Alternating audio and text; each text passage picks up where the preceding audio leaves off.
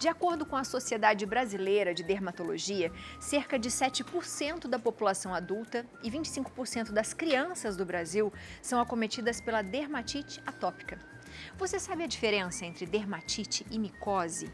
Quem nos conta é a médica alergista e imunologista, doutora Renata Frigi. Doutora, seja sempre muito bem-vinda à nossa casa. Obrigada, boa tarde. Obrigada novamente pelo convite. A gente que agradece. Doutora, essa época do verão é uma época que a gente tem bastante alergia, não tem? Tem pelo calor, né? O calor faz coçar a pele, coça bastante, então dá bastante alergia mesmo. Piscina, praia, né? Protetor solar, então é uma Às vezes época até roupa, né? Que vai raspando, bijuteria, por exemplo, né? É piora mais no verão do que no inverno. Tem gente que tem mais alergia no inverno, mas o verão é o que mais é de o dia mesmo dos pacientes. E doutora, quando a gente fala de micose, às vezes a gente confunde um pouco o que ela é. O que é a micose? A micose é uma doença causada por fungo, né? Então, o fungo, você pode pegar esse fungo, né? Você pode adquirir o fungo, pode ter contaminação de algumas formas. Por exemplo, você usar uma toalha de uma pessoa que está com micose, você ir para uma piscina contaminada. Geralmente, esses vestiários de piscina também, que ficam com aquela água parada, você pode se contaminar com fungo. Então, são fungos que acabam habitando a nossa pele, né? E acabam causando uma doença. E aí, como que a gente identifica a micose? Como ela fica? Então, a micose é uma doença que, assim, na grande maioria das vezes a gente consegue identificar só pelo aspecto da lesão, né? É diferente da dermatite. Então, por exemplo, assim, a dermatite é uma lesão que acomete algumas áreas e são mais avermelhadas. A micose costuma descamar. Então, o médico, quando está em dúvida, por exemplo, chega no consultório e fala, será que isso é uma micose ou será que isso é uma dermatite?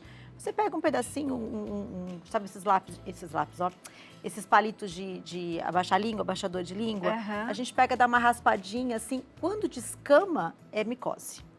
A micose, ela costuma descamar a pele. Já a dermatite, não, ela é uma lesão mais fixa, que não tem descamação. Isso é uma das formas da gente saber também, que é diferenciar entre micose e dermatite. A gente tem umas fotos aqui. Coloca pra gente das micoses primeiro, pra gente mostrar. Existem lugares específicos, doutora, que geralmente a micose dá? Sim, a micose, geralmente, ela pode cometer tronco, né? Micose de pele pode cometer tronco, a parte das costas, né? Que é o dorso. Pode acometer a região de unha, né? Então, unha da mão, unha do pé. Entre os dedos, geralmente mais comum nos pés, porque é o lugar onde fica úmido. A micose, ela gosta de, geralmente, um ambiente úmido, né? Pode acometer a região genital, a candidíase, é um tipo de micose. É um tipo de micose. É um tipo de micose genital, né? Que a gente fala que é a candidíase, que gosta de ficar em ambiente úmido ali na região genital, principalmente da mulher. A região oral das crianças, né? Então, geralmente a monilíase, sabe aquele sapinho da criança? Sei. Aquilo é uma micose. Aquilo é uma micose oral, que a gente diz, né? Uma monilíase oral é um tipo de micose também oral. Né? E geralmente pega como essa da boca, doutora? A da boca, a criança fica colocando coisa suja na boca, às vezes baixa um pouco a imunidade da criança, pega no próprio ambiente mesmo, fica colocando na boca, porque a criança faz isso, e desenvolve a monilíase oral, que a gente diz que é a micose, né? A micose popularmente conhecida da boca da criança. Que interessante. Né? Isso aí é uma pitiríase, né? É uma micose de pele. E isso sai, doutora, depois? Então, é difícil de tratar a pitiríase. Geralmente, quem tem esse tipo de pitiríase, que a gente fala que é a pitiríase versicolor, que geralmente dá em tronco ou em região de dorso, são pessoas que têm uma predisposição na pele para contaminação fúngica, esse tipo de pitiríase. A gente diz que a nossa pele, ela tem um sistema imunológico, né? Revestido é um órgão, é o maior órgão externo que a gente tem no corpo, e ele é revestido de sistema imunológico. Então, o sistema imunológico daquela pessoa, o fungo se adapta àquele tipo de sistema imunológico um pouquinho deficiente e faz essa pitiríase versicolor. Geralmente, as pessoas que têm isso na pele costumam ter micose mais recorrente. Né? E esse tipo de micose tem que tratar com oral e tópico. E tópico também. E tópico também. Pode passar as fotos pra gente ver as outras? Vamos ver, acho que eles são isso. Essa que tá bem descamando mesmo, né? Isso. Até a gente fica dúvida entre eczema, que é um tipo de dermatite, e a micose. Então, aí eu falo pra você, no consultório eu pego lá o abaixadorzinho de língua, eu dou uma raspadinha, olho, geralmente tem uma descamação. Mas se o médico tiver em dúvida, às vezes pode fazer até um tratamento tópico, que a gente fala, vamos fazer um teste, vamos colocar um antifúngico. Se melhorar, talvez seja micose mesmo. Se não, dá para fazer biópsia. Boa. Aí você faz uma biópsia e vê se tem fungo ali, né? A lâmina. E a dermatite, doutora? Então, a dermatite já é uma doença da pele do indivíduo, né? Geralmente causada por fator imunológico. Está relacionada a pacientes que têm aí, ó, uma dermatite bem intensa, dermatite atópica. Fica Essa é uma bem dermatite vermelho, atópica. fica até meio feridinha. Geralmente é em dobras, né? Tem uma localização mais específica, a dermatite atópica, essa é a diferença também. E ela tá o paciente que está predisposto a apresentar dermatite atópica são pacientes que são alérgicos como um todo. Geralmente tem rinite ou uma bronquite. Então, pessoas que têm um defeito do sistema imunológico, que são os alérgicos, e que têm uma predisposição maior de apresentar dermatite em pele por um defeito do sistema imunológico da pele, da barreira cutânea. A pele geralmente é mais ressecada, então apresenta as dermatites. E existe causa além disso, doutora? Por exemplo, assim, um estresse, um alimento ou não? Então, o estresse, ele piora bastante a dermatite atópica. Não é a causa da dermatite, mas ele influencia na reagudização do quadro, entendeu? Então, o paciente ele tem uma predisposição para ter a dermatite, que é uma alteração do sistema imune da pele. E quando ele está estressado ou aconteceu algum problema, começa a coçar, você aumenta as terminações, o prurido, né, aquelas terminações nervosas, coça, e aí você forma a dermatite. Então, tem um fator emocional relacionado de piora, mas não é a causa. Não é a causa. Exatamente. E ela mancha, doutora, também? Se ela mancha? É. Então, assim, geralmente a mancha vem após quando dá a lesão cicatricial. A gente vai tratando a dermatite, a gente vai reepitelizando, né? Então, a gente vai tratando aquela ferida, depois a ferida ela fica esbranquiçada, até ela voltar ao normal e reepitelizar. Então, quando ela tá com uma forma mais branca, a gente fala que é uma lesão cicatricial. Depois, com hidratação, a gente tem que hidratar bastante para poder pigmentar de novo e formar a pele novamente.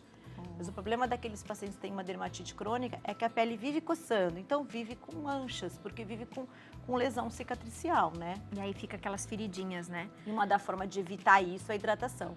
Hidratação. Hidratar muito. E, doutora, a psoríase é um tipo de dermatite? Não. Não. Psoríase é uma Outra doença coisa autoimune mesmo. da pele, isso não é uma dermatite. Boa. Tem perguntinha de WhatsApp.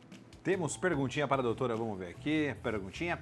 Jaqueline de Niterói, boa tarde. Tenho algumas bolinhas, tipo brotoejas, mas sem coceira localizada nos braços e colo. Já tentei de tudo, mas não melhora. O que será isso? Obrigado pela pergunta, Jaqueline. Obrigada, Jaque. E aí, Então, doutora? como não coça, essas bolinhas são localizadas, pode ser até um tipo de ressecamento do folículo piloso, que a gente fala, que a gente chama de ceratose pilar, ou hiperceratose pilar, ou folicular, né? Tem que ver se ela tem uma pele muito seca, e às vezes a gente melhora com simples hidratação. Então, geralmente é uma bolinha que dá aqui e pode dar um pouco aqui no colo, bastante aqui ao redor do braço. Que se você procurar na internet vai dizer que é alergia a glúten, não tem nada a ver uma coisa com a outra. Então, é Jaqueline, né? Então, Jaqueline, isso não, se for o que eu tô pensando, não é uma alergia alimentar, né? E a gente tem que hidratar. Hidratar bastante, principalmente porque não coça, a dermatite coça. E hidratar como, doutora? O que a gente tem que procurar para hidratar? Então, a gente tem que procurar hidratantes hipoalergênicos, que são hidratantes que não têm cheiro, que não têm cor. São hidratantes, não aqueles cosméticos que a gente usa, né? De lavanda, de maracujá, né? Não, isso não pode. Quanto mais cheiro, mais perfume a gente tem no hidratante, mais irritativo para a pele. Ele perde o poder de hidratação. Então, a gente tem que usar hidratantes com alto poder de hidratação, né? Que são hidratantes que não têm cheiro, não têm cor. Então, tem que ser esse tipo, tem que procurar esse tipo de hidratante. E usar sabonete hidratante. Sabonete hidratante também. Sabonete livre de glicerina.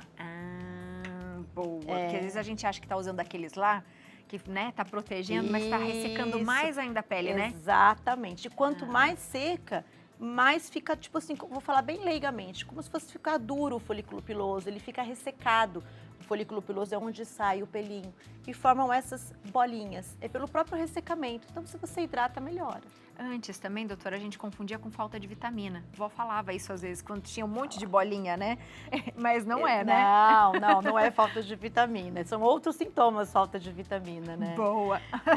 Tem uma coisa muito interessante também, que acho que tem... eu queria mostrar mais fotos. Essa é uma dermatite atópica. Essa é uma dermatite, geralmente aquela bochechinha daquele bebê, é uma dermatite, não é uma micose.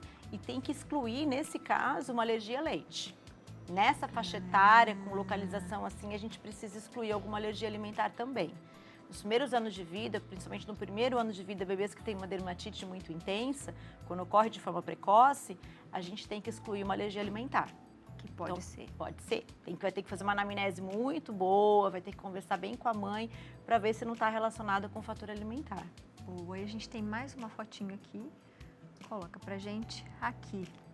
Deixa eu ver. Isso aí é uma dermatite de contato, né? A gente pensa por níquel, geralmente, ocorre bem ao redor, onde está o metal, que é o anel, né? Então, isso é uma dermatite de contato, que é uma dermatite pode ser de contato positiva para níquel ou até irritativa. Eu já vi pacientes que usam aliança e você faz os testes alérgicos, dá tudo negativo. O que acontece? O paciente, ele lava a mão com aliança. Então, ele começa a juntar resíduo de sabão, sabonete, shampoo, produto químico.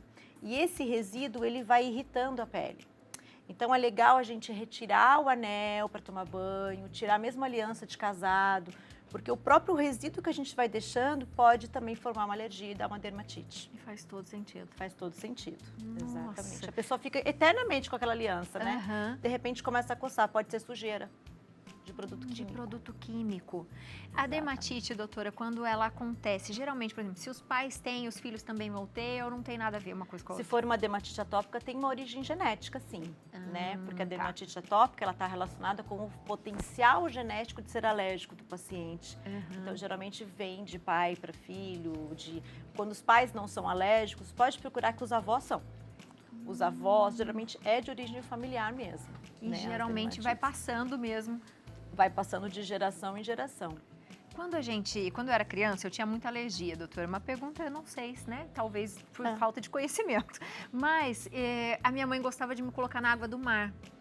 E achava que aquilo meio que cicatrizava. Isso acontece mesmo ou não, doutora?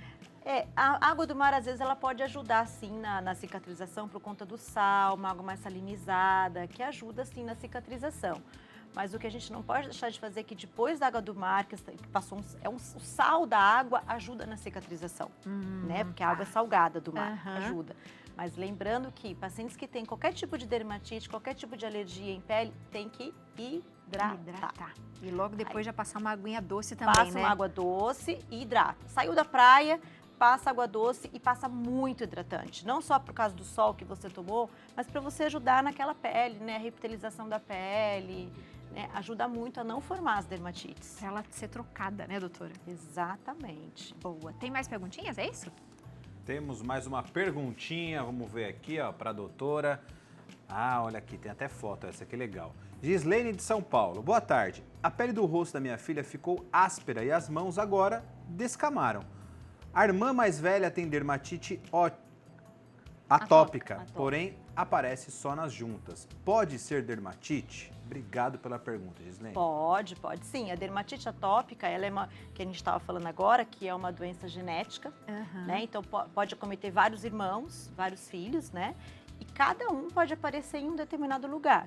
Então, por exemplo, da irmãzinha é nas juntas, o outro é na face, na mão, pode sim. E o que às vezes também, geralmente a irmã mais velha, a dermatite, ela vai caminhando pelo corpo ao longo da idade. Então, quando é pequenininho, você viu a bochechinha, depois vai aumentando de idade, vai passando por 3, 4, 5 aninhos, vai em dobras, né? Depois, na fase de adolescente ou fase adulta, é na face extensora. Então, a gente pega na face extensora da perna, do braço, não mais tanto em dobras. Depois, na fase de adulto, mais para velho, o adulto pode dar em face. Então, a dermatite, ela pode dar em qualquer lugar do corpo. E de acordo com a faixa etária. Então, provavelmente, uma mãe pode ter 3 filhos com dermatite, 4 filhos com dermatite. Pode acontecer sim, porque tem origem genética, tem um caráter genético aí, né? Doutora, além de hidratar muito, quando dá a crise, tem remédios específicos? Tem. A crise de dermatite atópica, né, a gente tem, o que ajuda bastante a aliviar, além da hidratação, é o corticoide tópico. Então, você vai usar de forma tópica o corticoide. O oral não é muito legal, porque o corticoide oral a gente toma, ajuda bastante, depois que volta pior, que a gente chama isso de efeito rebote. Então, a gente tenta evitar muito o corticoide oral na dermatite atópica, mas o corticoide tópico é muito bom. Então, a gente tem a hidratação, os princípios de tratamento da dermatite, a hidratação, corticoide tópico, sabonete hidratante sem glicerina, porque a glicerina resseca a pele, e antialérgico oral. O tá. antialérgico oral ajuda bastante. E assim, tem pacientes no consultório que às vezes a mãe fala assim, doutora, mas essa dermatite não passa, eu dou antialérgico no melhor. Eu falo, você dá quantos dias? Ah, dou 3 dias. Às vezes a gente precisa de uns 30 dias, 15 dias de antialérgico, dependendo do grau da dermatite, o antialérgico tem que ser por um período mais prolongado. Você precisa deixar um período mais prolongado, 15, 20 dias, para parar a coceira, para dar tempo da pele reepitelizar e a lesão ir embora. Porque se você faz 3 dias, daí começa a parar de coçar, você para, Volta tudo. volta tudo. Então, às vezes, o segredinho tá aí. É você fazer o antialérgico por um período mais prolongado. Pode usar 30 dias, 40. Antialérgico é uma coisa que você é um medicamento que você pode usar de forma mais contínua. Graças a Deus. Nossa, Porque muito me ajuda interessante bastante isso. no consultório. E eu não sabia que podia. Pode, as mães falam, mas doutora, pode? Pode, fica tranquila. Elas voltam e falam, doutora, não é que melhorou? Porque você que começa a melhorar, você para o antialérgico. Tem que usar por um período mais prolongado. Adorei. Boa. É bem interessante, né? Doutora, volte sempre. Ah, obrigada. Obrigada pelo convite. Ó, um Feliz Natal para todos vocês aqui do Pra Santa você Receita. também.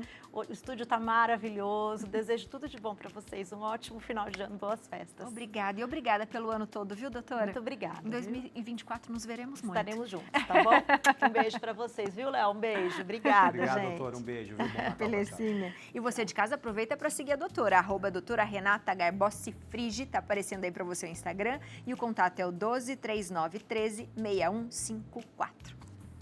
Beijo. Obrigada. Aprendemos mais, Leonardo. Eu aprendi a água salgada do mar. Essa eu não conhecia, hein? Muito legal. A doutora é demais, ela é muito boa.